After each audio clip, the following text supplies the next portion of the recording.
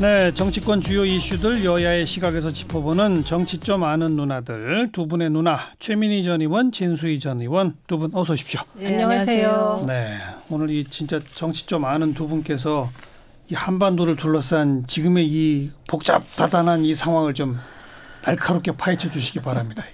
오늘 일부 인터뷰에서도 제가 그런 표현을 썼는데, 불과 얼마 전 판문점에서 트럼프 대통령과 김정은 위원장 또 우리 문재인 대통령 만나고 뭐 북한 땅 넘나들고, 그리고 얼마 지나지 않아 일본의 수출 규제, 중국 러시아 전투기들의 카디즈 침범, 뭐 러시아의 우리 영공 침범, 오늘 아침에 미사일 발사, 이게 도대체 어떻게 봐야 되는 겁니까? 이 어려운 상황 어떻게 보세요?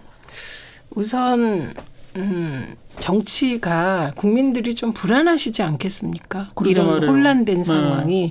그런데 그런 불안을 좀 덜어주고 대책을 제시해주고 이렇게 하겠다라고 하지 못한 데 대해서는 되게 제가 이유 없이 송구한 그런 마음인데 조금 덜 불안해하셔도 될 것 같습니다. 지금의 이 문제는 중국과 러시아가 사실은 공동 초기 훈련을 했다는 거잖아요. 이것은 이제 한미일 삼각 구도로 계속 이제 미국이 드라이브를 걸고 미국과 중국 간의 갈등이 생기고 이런 변수가 있으니 이제 북중러 구도가 다시 형성되는 것이지만, 지금의 이 한반도 정세는 과거의 냉전으로 돌아가는 게 아니고 한반도 평화를 위한 노력이 북미 간에 혹은 한쪽에서는 이루어지고 있고 남북 간에 이루어지고 있는 과정에서 나타난 갈등이기 때문에 어떻게 보면 DJ가 얘기한 4대 강국 보장론의 또 다른 형태일 수가 있는 겁니다. 한반도의 지정학적 위치로 인하여 이제 미국, 중국, 일본, 러시아가 다 일정하게 자기 지분을 주장하는 그런 과정이긴 하나 평화로 가는 과정에서 이게 나타났다는 점 때문에 이게 냉전으로 돌아가는 것은 아니다. 그래서 조금 덜 불안해하셔도 될 것 같은데, 저는 이때 가장 중요한 것은 대한민국이 중심을 어디에 두느냐라고 생각하고, 이게 참 어려운 문제죠. 지금은 어쨌든 한미동맹을 중심으로 해서 이 문제를 풀어갈 수밖에 없다, 이런 생각입니다. 진수희 전 의원 어떻게 보세요? 아까 처음에 우리 정 교수님 시작하면서 말씀하신 대로 그 한반도 긴장감이 고조되는 거 아니냐는 불안감이 분명히 있어요. 한 가지 또 빠뜨렸는데, 북한은 그 와중에 또 무슨 신형 잠수함 자기네들이 건조했다고 막 김 위원장이 직접 나타나서 자랑하듯이 보여주는 이런 일까, 그런 상황을 보면서, 근데 지금 이 해법이나 대응책이라는 게 상당히 고난도에 복잡하고 까다로울 듯하여, 그리고 또 우리 힘만으로 되는 것도 아니고. 그러니까요. 그러니까 우리가 그 사강들의 틈바구니에서 그들을 잘 요리하면서 관리하면서 이렇게 가야 되는 거가 매우 까다롭고 난이도가 높은 이런 상황이라 좀 불안하고 또 답답하죠. 그래서 저는 무슨 생각이 들었냐면, 우리가 작년부터 이 북한 비핵화 를 위한 대화를 이어오면서 우리 대통령이 기회 있을 때마다 한반도 평화를 이야기를 하셨잖아요. 근데 과연 한반도 평화, 더 나아가 동북아 평화 이런 얘기를 했어요. 그런데 그게 과연 지금 제 궤도를 가고 있는지 혹은 엉뚱한 방향으로 가는 건 아닌가, 뭐 이런 불안감도 지울 수가 없는데요. 그러다 보니까 그동안 우리가 북한 비핵화에 집중하느라고 북한, 미국 하고의 관계나 대화에 집중하느라고 나머지 나라들 중러일 이 소위 4강이라고 그러잖아요. 4강 외교에 좀 소홀한 점은 없었는지, 그들의 어떤 전략적인 변화나 속내를 읽는데 우리가 좀 미흡하지는 않았는지, 이런 걸 한번 점검을 해봐야 되는 거 아닌가 싶어서 아까 우리 최 의원님 말씀하셨던 대로 이 동북아의 질서에는 이제 북중러가 한 축이고 한미일이 또 다른 한 축이라면, 그동안은 사실은 한미일 동맹축이 북중러보다는 훨씬 더 강고했었던 그거였다면, 오히려 지금은 한미일 사이에는 어쨌거나 지금 균열이 생기고 있는 요 틈을 타서 또 중러가 북중러 이렇게 가고 있는 게 아닌가 싶어서 저는 뭐 저뿐만이 아닐 겁니다. 이 구한 말에 이 조그마한 조선반도를 둘러싸고 열강들이 각축을 벌였던 그 시대 그 상황이 자꾸 연상되는 거는 아마 저뿐만이 아니지 않을까 싶습니다. 근데 이게 구한말하고 비교하는 건 전 좀 반대예요. 아니 모양상으로는 예. 근데 저는 이게 예상 가능한 범위 안에 있다는 얘기를 드리는 겁니다. 왜냐하면 지금 이제 그동안에 북중러가 좀 약해 보였던 이유는 사실은 북중러는 언제든 가동될 수 있는 지정학적 조건 속에 있습니다.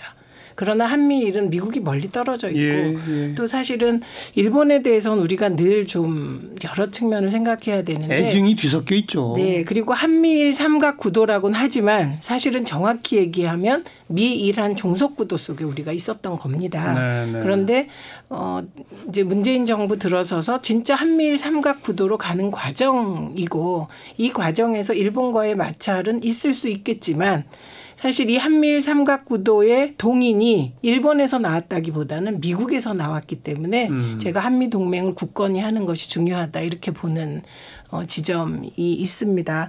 그리고 이게 이제 우리가 그럼에도 불구하고 문제는 풀어가야 되잖아요. 그러면 이게 복잡한 방정식 같지만 이번에 중국 러시아가 카디즈와 러시아의 경우는 영공까지 침범했잖아요. 그렇죠. 그에 맞는 대응을 해야 되는 거고 그 대응에 있어서는 지금 언론 보도가 정확치 않은데 360발로 저는 알고 있었는데 오늘 또 500발이라는 일부 보도도 있는데 어쨌든 지금 경고사격 했잖아요. 네.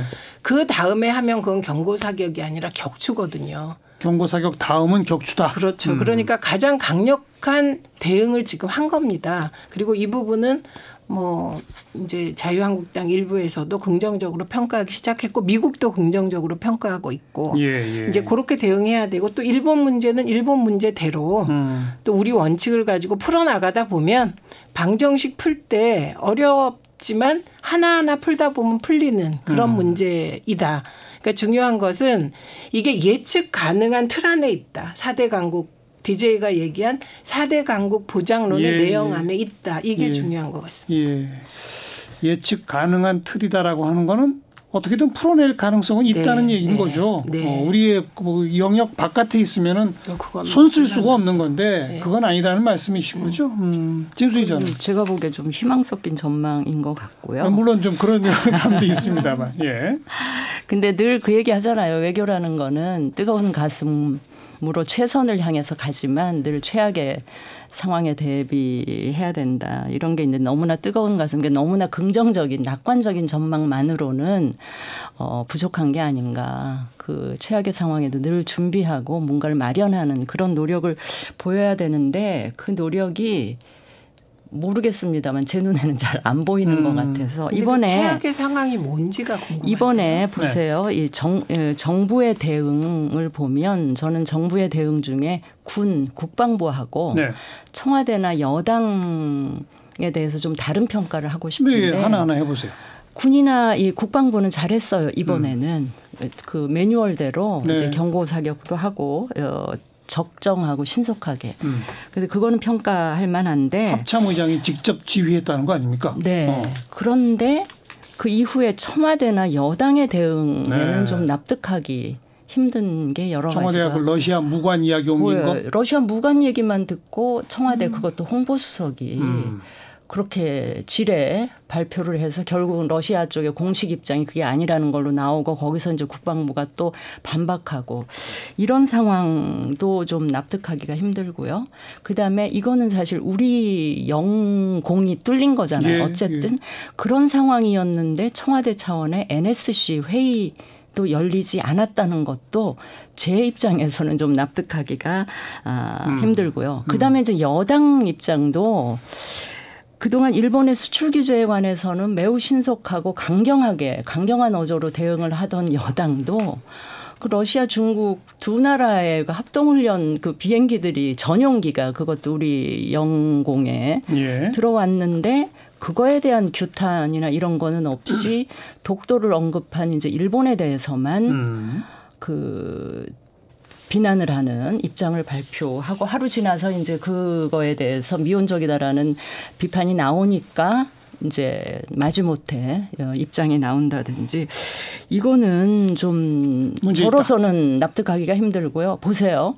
일본이 수출 규제하고 이런 거는 우리 경제에 미치는 폐해입니다. 그러니까 오늘 유승민 의원이 정확하게 지적을 했듯이 이거는 먹고 사는 문제예요. 네. 그런데 우리의 연공이 뚫린 거는 이거는 우리 안보의 위협이고 이거는 죽고 사는 문제란 말이에요. 차원이 다를 건데 그 일본의 수출 규제에서 이렇게 예민하게 반응하던 여당이 지금 이 안보 위협 상황에 대해서 중국, 러시아에 대해서 아무런 일보가 나오지 않았다는 거에 대해서는 저는 좀 자, 최민희 전 의원 한번 들어봅시다. 그 청와대가 무관 이야기한 것부터 한번. 예. 그 부분은 러시아가 지금 혼선을 빚고 있는 겁니다. 왜냐하면 윤상현 외통위원장을 만나서 러시아 대사 대리가 똑같은 얘기를 했거든요. 그러면 청와대가 그 외통위원장을 통해서 전달된 의견, 그다음에 그 대사 밑에 있는 무관이 그 연락책이거든요. 그 전달한 의견을 무시할 수 없는 거거든요. 그리고 러시아와 우리는 외교상의 관계가 좀 독특해서 그런 무관을 두고 이런 관계를 맺은 경험이 없었다고 합니다. 그러니까 지금 오히려 외통위원장한테까지 러시아 대사 대리가 무관과 같은 얘기를 했습니다. 그래놓고 정부 입장과 지금 외교라인 입장이 다른 겁니다.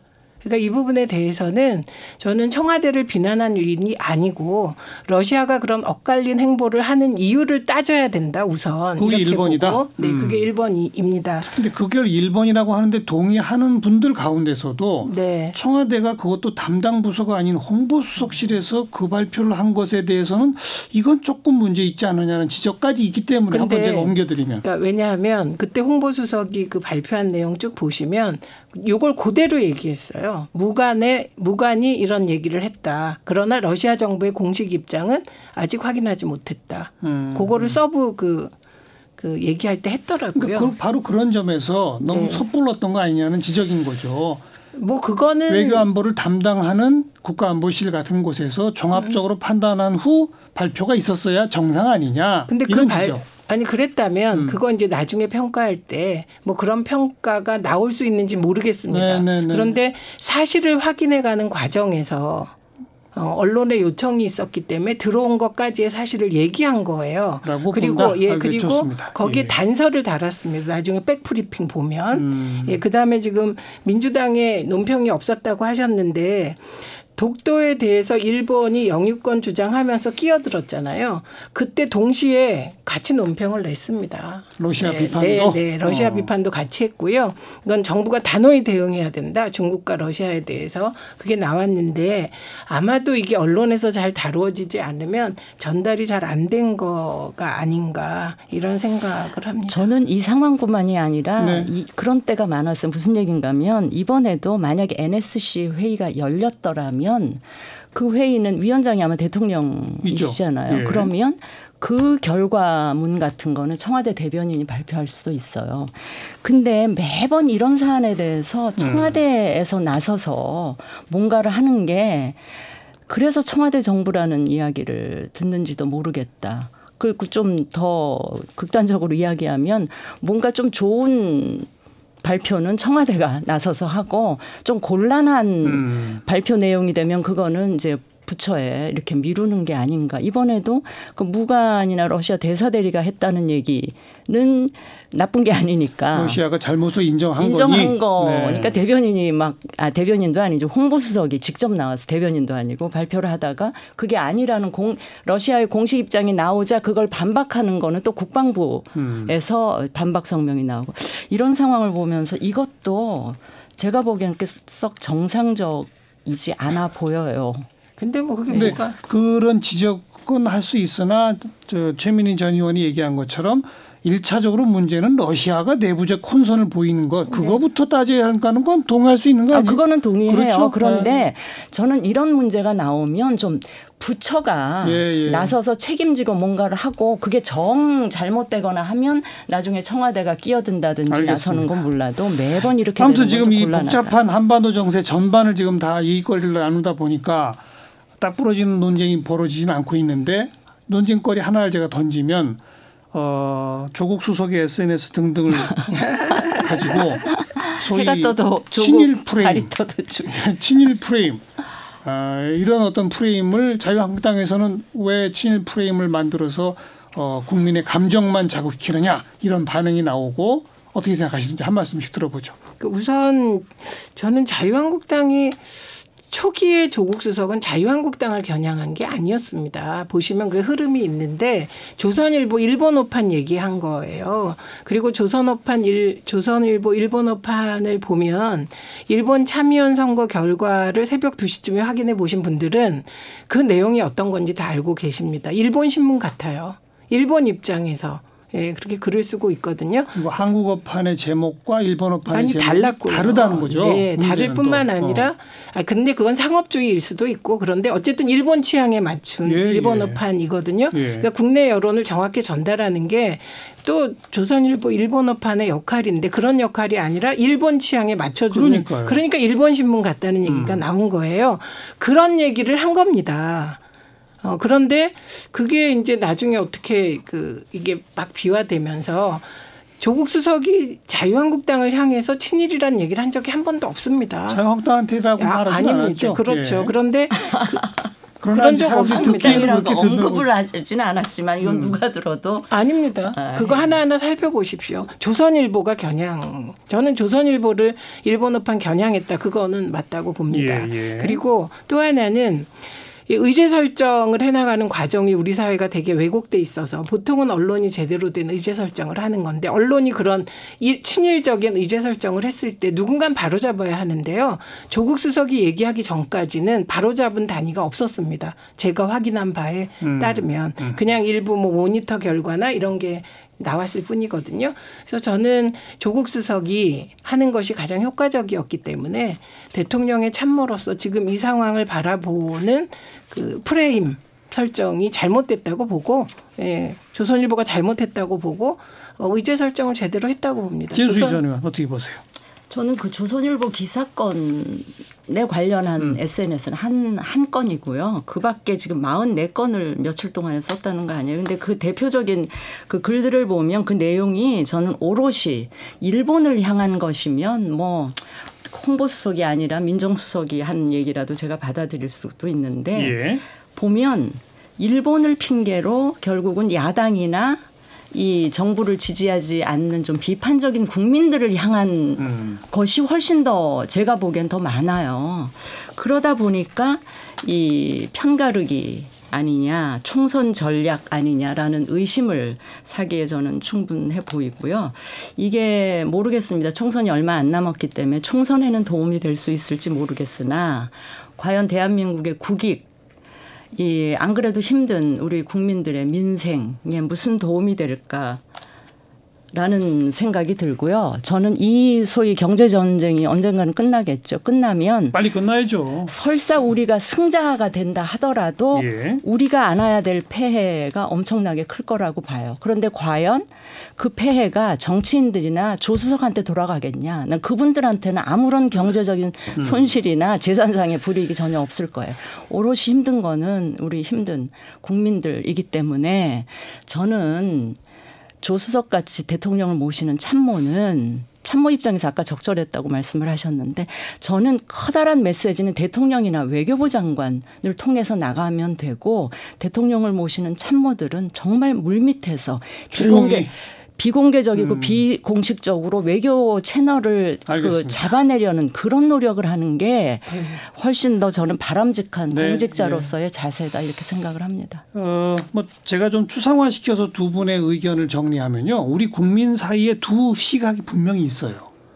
공직자라면 특히 외교 문제라면 진중하고 조용히 물밑에서 잘 해결해야지. 왜 괜히 분란이 일어난 곳에 더 세게 분란을 일으키느냐라는 시각이 분명히 한편에 있습니다. 또 다른 한편에서는 공직자라도 할 말은 분명히 해야지. 그렇게 해야 우리의 힘을 보여줘서 오히려 외교 문제도 풀 수 있는 거지. 이 두 시각이 분명히 있어요. 어느 쪽이 맞는지 우리 시청자분도 한번 판단해 보시고요. 정치적 책임을 져야죠. 이쪽이든 당연하죠. 저쪽이든. 당연히 대변한 정치인 선거를 통해서 지겠죠. 최민희 전 의원, 진수희 전 의원 오늘 수고하셨습니다. 네, 감사합니다.